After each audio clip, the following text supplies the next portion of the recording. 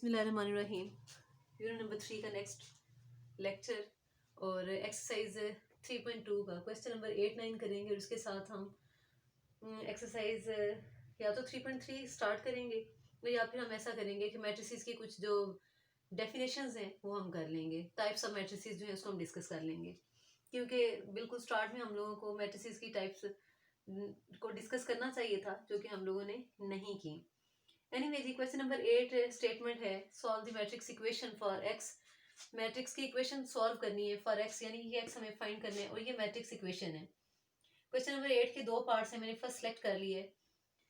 तो यहाँ पे 3 लिखा, एक्स की जगह पे जो एक्स की इक्वेशन है, एक्स की जगह पे एक्स ही रहने दें, -2 लिखा। ए की जगह पे आप मैट्रिक्स ए लिखेंगे और मैट्रिक्स ए जो है वो इक्वल है 2 3 -2 -1 +1 and 5 is equal to matrix B 2 -3 1 5 4 -1। तो इसको सॉल्व करना है, यानी एक्स फाइंड करना है। तो हमने इसे लिखा 3x माइनस है, माइनस को एज इट इज रहने दिया। 2x स्केलर है और स्केलर मल्टीपल है ऑफ दिस मैट्रिक्स। तो हम ऐसा करते हैं, 2 को अंदर मौजूद हर एंट्री के साथ मल्टीप्लाई कर देते हैं। -2 +2 एंड 10 इज इक्वल टू 2 -3 1 5 4 और -1। अच्छा जी, 3x इज इक्वल टू, इस पूरे मैट्रिक्स को उठा के हम राइट साइड पे ले जाएंगे। तो ये लिखा जाएगा 2 -3 1 5 4 -1, और ये मैट्रिक्स माइनस था, जब उस साइड पे जाएगा तो ये प्लस हो जाएगा 4 6 -4 -2 +2 एंड 10। बीच में एडिशन का साइन है, प्लस का साइन है, तो इनको ऐड कर दें। 2 + 4 -3 + 6 1 -4 5 -2 4 + 2 -1 + 10। और इस साइड पे है 3x, क्योंकि हमें 3x की जरूरत है नहीं है, ओनली x चाहिए। तो ये जो 3 इस साइड पे मल्टीप्लाई हो रहा है, ये जब दूसरी साइड पे जाएगा तो डिवाइड हो जाएगा। तो अंदर वाली जो है मैट्रिक्स के अंदर जो एंट्रीज हैं, जब हम उन्हें सॉल्व करेंगे तो हमारे पास ये आंसर आएगा। अब 3 को अंदर मौजूद हर एंट्री पे अलग अलग डिवाइड कर दें। जब 6 को 3 पे डिवाइड करेंगे, 2 3/3 1 -1 1 2 एंड 3। तो ये हमारे पास x का आंसर है। और अगर हमने इसे बिलफर्ज डिवाइड करना भी हो तो हम इसे इस तरह से लिखेंगे, 6/3 3/3 -3/3 3/3 6/3 9/3।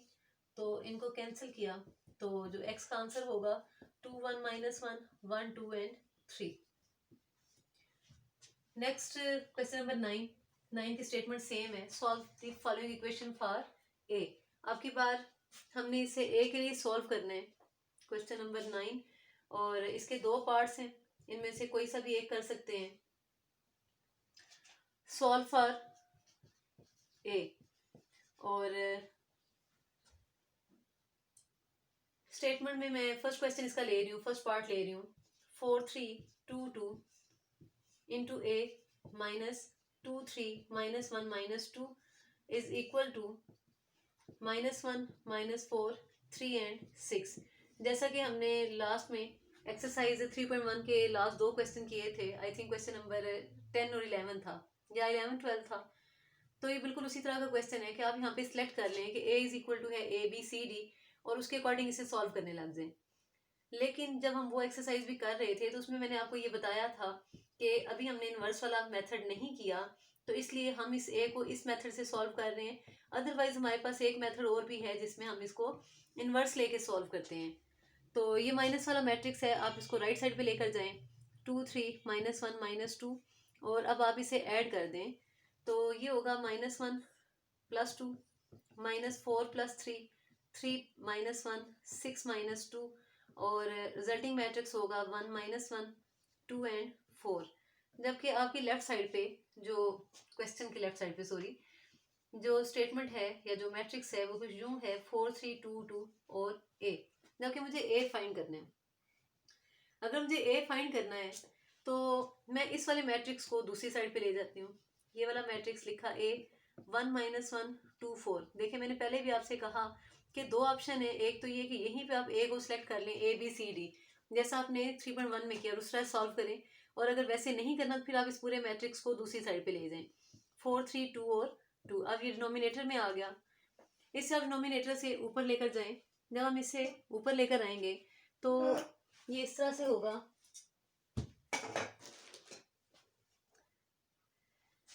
a इज इक्वल टू 4 3 2 2 और इस सारे का होल इनवर्स, इसके साथ है 1 - 1 2 4।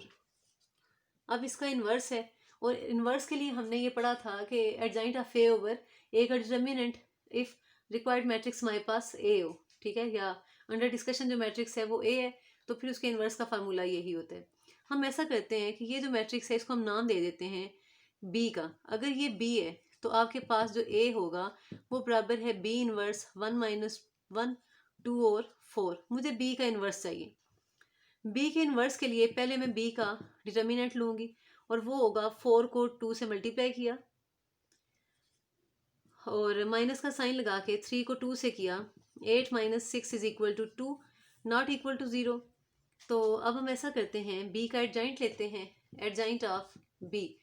तो 4 और 2 को रिप्लेस करेंगे, जबकि -3 और 2 और 3 के हम साइन चेंज करेंगे। अब मेरे पास है B inverse which is equal to 1 over determinant of b into adjoint of b is equal to 1 over 2 into 2 - 3 - 2 and 4। इसको वापस हम पुट कर देते हैं यहाँ पे इक्वेशन नंबर 1 में। Put the value in equation 1। Equation 1 में जब हम इसे पुट करते हैं तो हमारे पास आएगा a, और ये जो इन्वर्स वाला मैट्रिक्स है इसकी जगह पे हम लिखेंगे 1 2 2 - 3 - 2 4, और ये वाला जो मैट्रिक्स है इसको एज इट इज़ लिखा 1 2 - 1 और 4। अब आप ये देखें, ये दो मैट्रिसेस हैं जो आपस में मल्टीप्लाई हो रहे हैं, इनको मल्टीप्लाई कर दें। और मल्टीप्लाई का क्राइटेरिया वही कि रो को आपने मल्टीप्लाई करना है कॉलम के साथ। -2 - 12 -2 + 8 and +2 + 16 is equal to 1 over 2 -4 - 14 6 and 18 is equal to A. ये जो 2 है इसको हर एक पे डिवाइड कर दें, -4/2 -14/2 6/2 एंड 18/2। और इस तरह से जब हम इसे कैंसिल आउट करेंगे तो जो हमारे पास आंसर होगा वो है -2 - 7 3 और 9। तो ये किसी भी मैट्रिक्स इक्वेशन में ए फाइंड करने के लिए मेथड यूज़ किया जाता है, और इसका एक मेथड ऑलरेडी आप डिस्कस कर चुके हैं जिसमें हम मैट्रिक्स ए को उसकी एंट्रीज के साथ हम यूज़ करते हैं ABC लेकर। नेक्स्ट डिटर्मिनेंट्स को हम डिस्कस करते हैं। हमारे यूनिट का नाम था मैट्रिसेस एंड डिटर्मिनेंट्स। तो मैट्रिसेस को तो हमने डिटेल से पढ़ लिया इनटू एक्सरसाइजेज, और अब हम डिस्कस करेंगे डिटर्मिनेंट्स को। फर्स्ट ऑफ ऑल तो डिटर्मिनेंट की डेफिनेशन देखें कि डिटर्मिनेंट क्या है। किसी मैट्रिक्स को जब हम एक्सपेंड करते हैं, ठीक है, उसे एक्सपेंड करने के बाद जो स्केलर क्वांटिटी आती है उसको हम मैट्रिक्स का डिटर्मिनेंट कहते हैं। यानी डिटर्मिनेंट बेसिकली फाइंड ही मैट्रिक्स से किया जाता है। तो अगर हम मैट्रिक्स का डिटर्मिनेंट लें, पहले इसकी डेफिनेशन देखते हैं। A scalar value computed from the elements of a square matrix. किसी स्क्वायर मैट्रिक्स से आप डिटर्मिनेंट फाइंड करें जो कि एक स्केलर क्वांटिटी होगी, एंड इनकोडेड सर्टन प्रॉपर्टीज।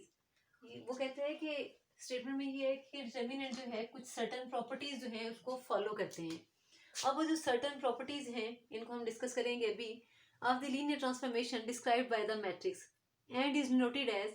जो डिटर्मिनेंट है इसको डिनोट करने के ये तरीके हैं। डिटर्मिनेंट ऑफ ए, इसे आप स्मॉल ब्रेसेस में लिखते हैं। इसके बाद डिटर्मिनेंट डॉट ए लिखें और ए का डिटर्मिनेंट लिखें। फॉर एग्जांपल कि अगर हमारे पास है कोई स्क्वायर मैट्रिक्स ए जिसकी एंट्रीज थी ए बी सी और डी, तो मुझे कहा गया कि इसका फाइंड करना है ए का डिटर्मिनेंट। तो ए का डिटर्मिनेंट मैं किस तरह से लिखूंगी? हमने कहा सर्टन प्रॉपर्टीज को यूज करते हुए फाइंड करना है। तो इसमें मैंने ये बताया कि आपने डायगोनल एलिमेंट्स को मल्टीप्लाई करके सब्ट्रैक्ट करना है। पहले प्रिंसिपल डायगोनल को आप लिखेंगे ए डी, माइनस लिख के जो दूसरा डायगोनल है उसकी एंट्रीज लिख दी। ये तो 2/2 का था और इजीली सॉल्व हो गया। लेकिन अगर ये मैट्रिक्स 3/3 का होगा तो फिर हम उसे कैसे उसका डिटर्मिनेंट फाइंड करेंगे? और 3/3 के लिए हम लेट्स सपोज कर लेते हैं कि a जो है वो बराबर है A11 A12 A13 A21, A22, A23, A31, A32 and A33। अब हमें फाइंड करना है इसी मैट्रिक्स का डिटर्मिनेंट। तो डिटर्मिनेंट फाइंड करते हुए, और इस मैट्रिक्स का हम डिटर्मिनेंट फाइंड करते हैं। डिटर्मिनेंट फाइंड करने के दो मेथड हैं। एक मेथड है बाय एक्सपेंशन ऑफ, इसे हम एक्सपेंशन भी कहते हैं, by expansion of first row. First row की बजाय हम ऐसा करते हैं, इसको रो मेथड लिखते हैं। Expansion of, by expansion of row operation. आप इसको फर्स्ट रो से, सेकंड रो से या थर्ड रो से, किसी भी रो से आप इसे एक्सपेंड करना चाहें तो आप इसे कर सकते हैं। और इसका जो सेकंड मेथड है वो है by expansion of any column operation. ठीक, तो मोस्टली हम first row first column use करते हैं। तो अगर हम इसकी फर्स्ट रो से इसके एक्सपेंशन स्टार्ट करें, जिसको हम डिटर्मिनेंट का नाम देंगे, तो वो क्या होगा कि A11 जो फर्स्ट एंट्री है वो लिखी, और इस फर्स्ट एंट्री, ये फर्स्ट एंट्री जिस रो और जिस कॉलम में है, वो रो और वो कॉलम स्किप कर दिए। ये रो में थी A11 और इस कॉलम में था A11, तो इसको छोड़ के जो बाकी वाली एंट्रीज हैं A22, A32, इसी तरह से इनको स्किप किया, और ये जो चार एंट्रीज हैं उनको हमने लिखा A22, A23, A32 और A33। माइनस लिखेंगे हम, मजीद आगे चल के हम इसकी भी डिटेल बताएंगे कि पहले प्लस फिर माइनस क्यों आया ना। माइनस लिखा, और जो सेकंड एंट्री थी A12 ये लिखी।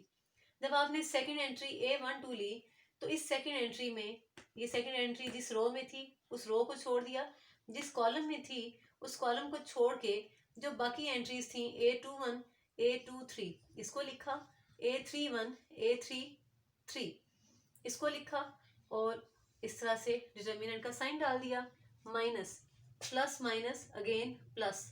और अब हम इसकी थर्ड एंट्री लिखेंगे विच इज A13। जब A13 लिया, A13 फर्स्ट रो में ही है, फर्स्ट रो को छोड़ दिया, A13 थर्ड कॉलम में, थर्ड कॉलम को छोड़ दिया, और जो बाकी की एंट्रीज थी A21, A22, A31 और A32 ये लिखा। तो ये हमारी इनिशियल एक्सपेंशन है, और उसके बाद हम ये करेंगे, इसको वापस उसी तरह से एक्सपेंड करेंगे। अब ये देखें, ये 2x2 का बन गया है डिटर्मिनेंट, और इसको हम उसी तरह से एक्सपेंड करेंगे जैसे 2x2 को करते हैं, कि दोनों डायगनल्स को हम, दोनों डायगनल एलिमेंट्स को मल्टीप्लाई करके सब्ट्रैक्ट करते हैं। तो यहाँ पे आएगा A22, A33, माइनस फार्मूले का लगा A32, A23, माइनस A12 लिखा ये वाला। अब इसको एक्सपेंड करते हैं, और यहाँ पे हम लिखेंगे A21, A33 minus A31, A23, plus हम लिखेंगे A13, A21, A32 minus A22, A31। तो ये इसका आंसर है। एक्सपेंशन है किसी भी मैट्रिक्स की जिसको हम नाम देते हैं डिटर्मिनेंट का। जब भी ये कहा जाए कि एक्सपेंड द फॉलोइंग मैट्रिक्स, तो आप समझ जाएं कि आप उसका डिटर्मिनेंट फाइंड करने जा रहे हैं। अब हम मैट्रिक्स डिटर्मिनेंट्स के ऊपर कुछ प्रॉपर्टीज पढ़ते हैं। तो प्रॉपर्टीज ऑफ डिटर्मिनेंट्स, इसमें जो फर्स्ट प्रॉपर्टी है वो ये है, इफ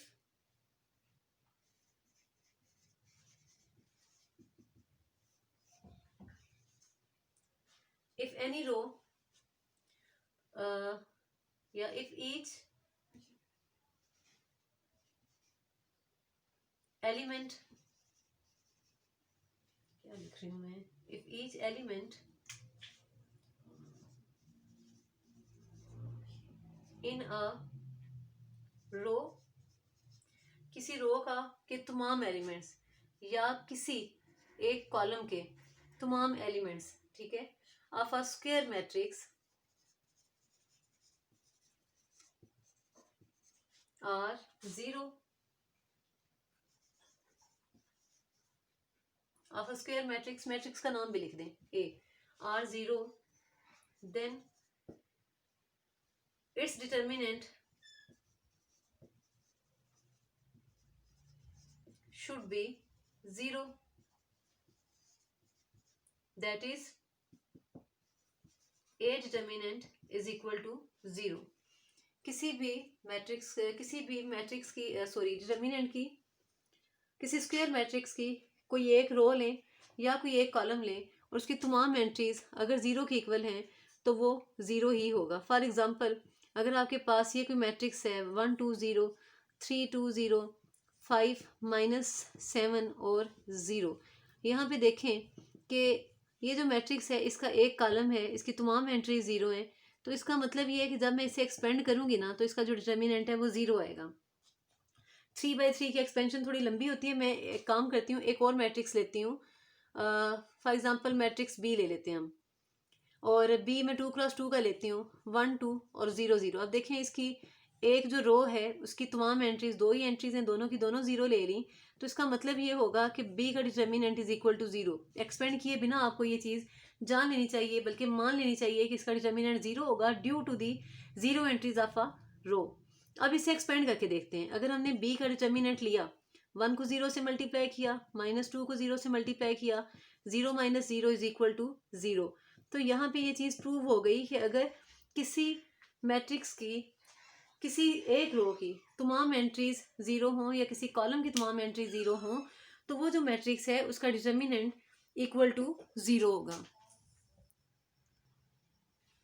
प्रॉपर्टीज में जो सेकंड प्रॉपर्टी है डिटर्मिनेंट की वो ये है, if two columns, two rows और columns in a square matrix A are identical, identical को हम सेम भी कहते हैं, then determinant of A is equal to zero.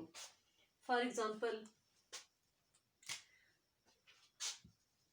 अगर आपके पास ए लिखा हुआ है 1 2 3, पहले हम ऐसा करते हैं कि 1 2 और 1 2 इस तरह का हम लेते हैं ए, और फिर हम इस ए का डिटर्मिनेंट फाइंड करेंगे, और डिटर्मिनेंट जब हम फाइंड करेंगे 1 × 2 2, 1 × 2 2, ऐसे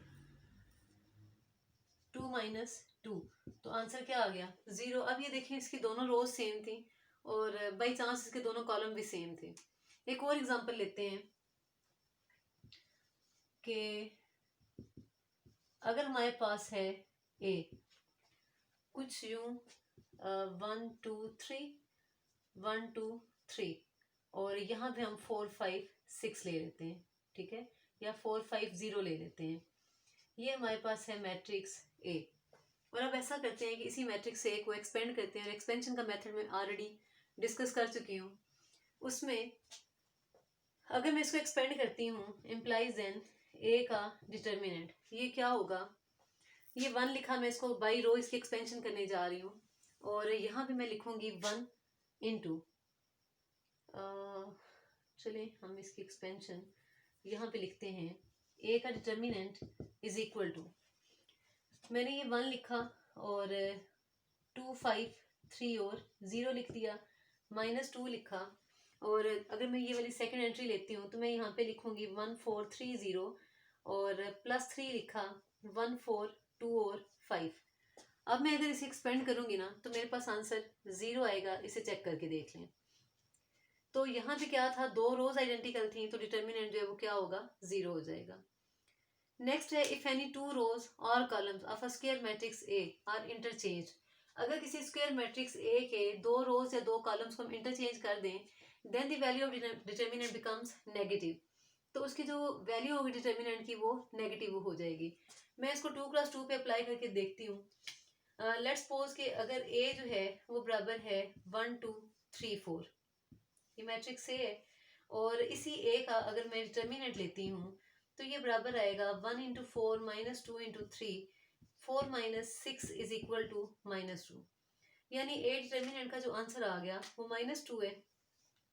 प्रॉपर्टी ये कहती है कि अगर हम इसकी कोई सी दो रोज या दो कॉलम्स को इंटरचेंज कर दें, तो ऐसा करते हैं इसके दोनों कॉलम्स को इंटरचेंज करते हैं, हम ऐसा करते हैं 2 4 को पहले लिख देते हैं और 1 3 को हम बाद में लिखेंगे, ठीक है, सेम मैट्रिक्स है, जस्ट मैंने दो कॉलम्स को इंटरचेंज कर दिया।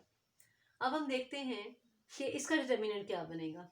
तो बाय यूजिंग दिस प्रॉपर्टी, अगर ए का डिटर्मिनेंट -2 आ रहा है, इस ए का डिटर्मिनेंट, तो जब रोज या कॉलम्स को इंटरचेंज करूंगी तो जो आंसर आना चाहिए वो +2 होगा। अब देखते हैं क्या इसका आंसर +2 आता है।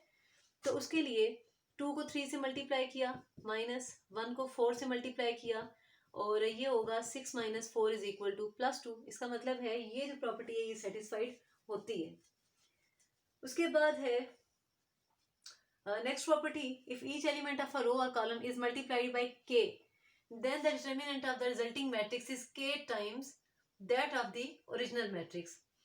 इसका क्या मतलब हुआ कि अगर कोई रो या कोई एक कॉलम किसी एक एंट्री k से मल्टीप्लाई कर दे, k जो है 3 4 5 6 कुछ भी हो सकता है। फॉर एग्जांपल अगर हमारे पास है a और मैट्रिक्स ए किस तरह से है, हमारे पास ये लिखा हुआ है जी, मैंने वहां पे k लिखा है तो हम इसे ले लेते हैं k a11 k a12 k a13, और चले 2 पे काम कर रहे थे तो ये वाला ले लेते हैं a21 a22। तो अगर मैं इस a का डिटर्मिनेंट लूंगी तो ये इस तरह से होगा k, और इसके साथ आगे क्या आएगा a का डिटर्मिनेंट। इसको हम चेक कर सकते हैं, कोई सिंपल वैल्यू लेके उसके ऊपर हम इसे अगर अप्लाई करेंगे तो हम इसे फाइंड कर सकते हैं। फॉर एग्जांपल अगर हमारे पास नहीं, एग्जांपल अब जब नेक्स्ट हम क्वेश्चन करेंगे ना तो इसकी मजीद डिटेल में एग्जांपल्स हम तब कर लेंगे। यहाँ पे हम ये पढ़ते हैं कि if each element in a row और column of a determinant is the sum of two terms, किसी डिटर्मिनेंट की अगर कोई रो या कोई column sum of two elements हो। कैसे, अगर मैंने ये लिखा a11 और a12 a21 a22, तो मैं ऐसा करती हूँ कि यहाँ पे इसके साथ एक एंट्री में अल्फा लिख देती हूँ, इसके साथ में एक एंट्री बीटा लिख देती हूँ। तो इन ईच एलिमेंट, ये किसी डिटर्मिनेंट पे हम बात कर रहे हैं कि अगर किसी डिटर्मिनेंट में किसी रो या कॉलम की दो एंट्रीज जो हैं वो आपस में ऐड हो रही हूँ, जैसे अल्फा प्लस a11 है और बीटा प्लस a21 है, यहाँ पे है a12 और a22। तो ये जो प्रॉपर्टी है ये कहती है कि आप इनको अलग अलग लिख सकते हैं। किस तरह से, अल्फा बीटा लिखा, a12 और a22 इसका डिटर्मिनेंट अलग से बना दिया, प्लस ये जो सेकंड थी a11 और a21 इनको लिखा, और ये जो कॉलम है ये सिमिलर एज इट इज आ जाएगा a22। ये तो मैंने रो में लिखी हुई थी, और अगर यही कॉलम में लिखी हुई थी, अगर ये चीज़ आपके पास रो में हो तो तब भी आप इसे लिख सकते हैं। और वो किस तरह से है, फॉर एग्जांपल आपके पास है अल्फा प्लस a11 और बीटा प्लस a12, तो यहाँ पे है आपके पास a21 a22, और आप इसे किस तरह से लिखेंगे, आप इसे लिखेंगे अल्फा बीटा और a21 a22 प्लस आप लिखेंगे a11 ये वाली एंट्री a21 और a12 a22, ठीक है। और ऑलमोस्ट डिटर्मिनेंट्स की तमाम प्रॉपर्टीज़ जो हैं वो यही हैं। एक प्रॉपर्टी और है लेकिन वो उसका आपके साथ कोई खास कंसर्न नहीं है, इसलिए इसको स्किप करते हैं। नेक्स्ट लेक्चर इंशाल्लाह हमारा एक्सरसाइज 3.3 से रिलेटेड होगा, जो कि टोटली डिटर्मिनेंट्स पे होगा, उसकी प्रॉपर्टीज़ पे होगा। अल्लाह हाफिज़।